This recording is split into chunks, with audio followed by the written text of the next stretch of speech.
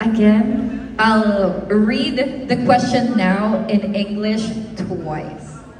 In 2025, DPWH received a total budget amounting to 248 billion pesos for flood control projects.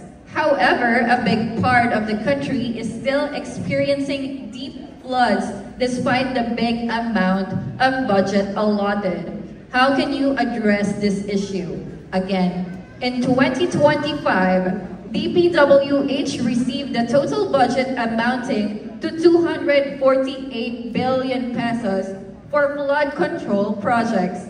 However, a big part of the country is still experiencing deep floods despite the big amount of budget allotted.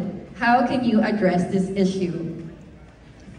Alright, in Filipino, ngayong 2025, ang DPWH ay naglaan ng kabuuang halaga ng 248 bilyon sa pag-apula ng mga baha. Ngunit sa ngayon ay nakakaranas pa rin tayo ng malawakang pagbaha sa buong bansa. Ano ang masasabi mo sa isyung ito? I would like to say that it's a very big money, 248.